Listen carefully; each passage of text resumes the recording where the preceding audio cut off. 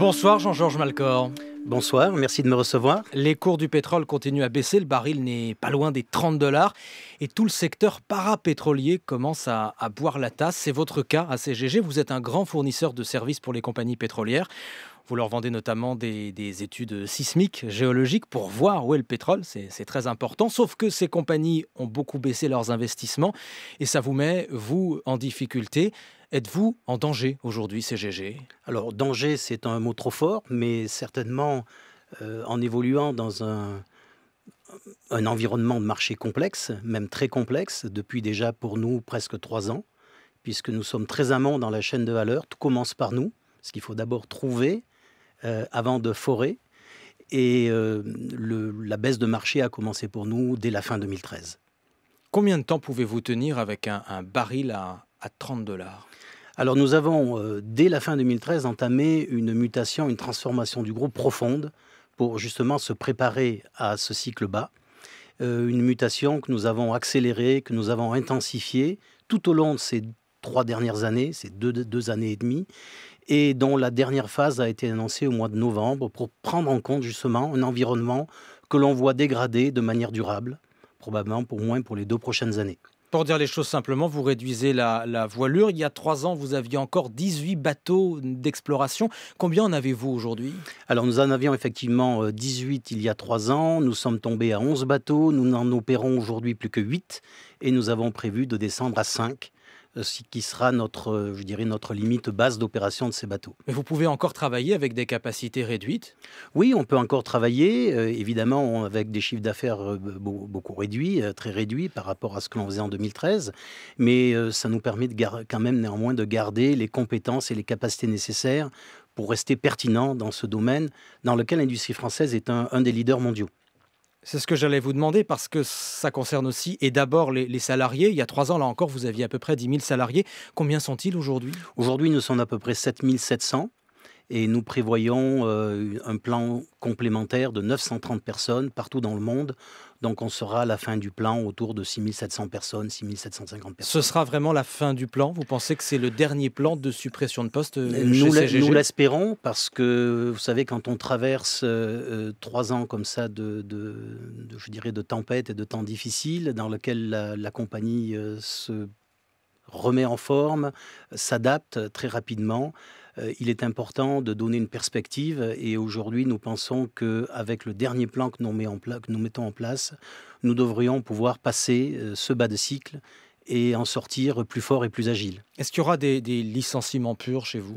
Alors nous sommes malheureusement obligés de faire un PSE jusqu'à ce Plan de jour, sauvegarde de plan de l'emploi. sauvegarde de l'emploi. Ce qu'on appelait un plan social il y a quelques Voilà, années. exactement. Jusqu'à ce jour, nous avions pu faire des mesures, je dirais, tout à l'amiable. Il n'y a pas eu de casse sociale importante.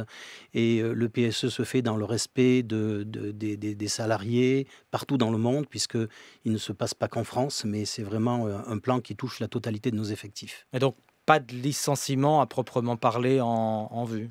Alors, il y aura des licenciements dans probablement, le cadre de bien ce sûr, plan. dans le cadre du PSE, compris il y en aura France ? y compris en France. Combien à peu près en France ? Donc ou le précisément dernier plan que nous avons annoncé, c'est 930 personnes de plus, dont dans ces 930 personnes, environ 310 personnes en France. Mais ça veut dire que vous perdez aussi des compétences au passage, Bien en sûr, France bien sûr. et ailleurs ? Vous savez, quand on passe de 11 000 personnes à 6 700 personnes au point d'arrivée, forcément, nous avons de la perte de compétences et de la perte d'expertise.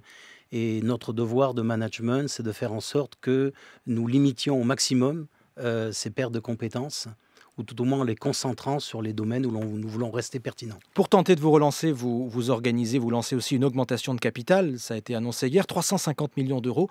Oui. À quoi va-t-elle servir ? Quel est le but ? Alors, cette augmentation de capital, elle est totalement dédiée au plan de transformation industrielle du groupe.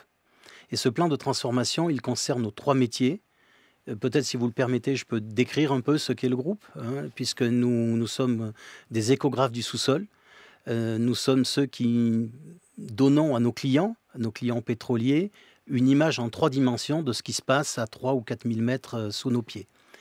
Pour ce faire, nous avons 3 métiers. Un métier d'équipementier, un métier d'acquisition de données, un métier de traitement de signal et d'imagerie.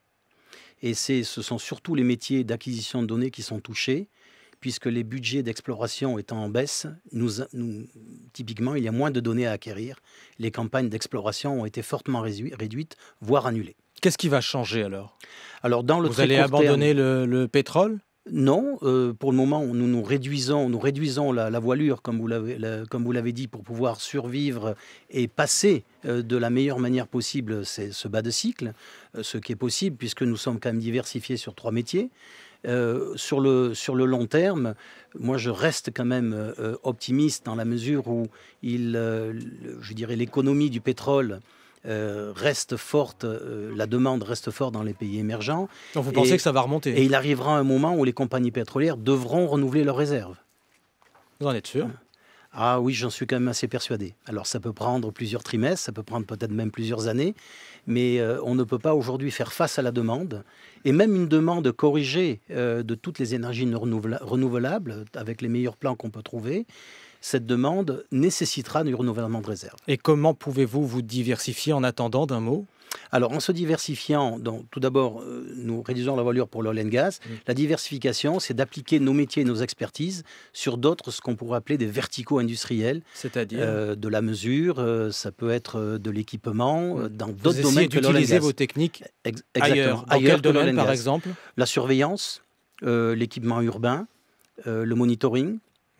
En continuant à faire ce que vous savez faire, Voilà. et en restant seul, ou vous cherchez un En partenaire restant aujourd'hui? Vous seul avez ou en failli étant fusionner avec partenaire. Technip, un autre groupe, il y a Oui, 1 an et demi. oui. Vous cherchez un partenaire Alors, on est aujourd'hui? tout à fait ouvert au partenariat, Ah. en particulier si nous sortons de notre domaine de l'oil and gas. Moi, je suis tout à fait ouvert à allouer des partenariats avec des gens qui peuvent nous amener l'accès au marché et la connaissance du marché. Jean-Georges Malcor, le directeur général de CGG, invité de l'Interview Éco. Merci.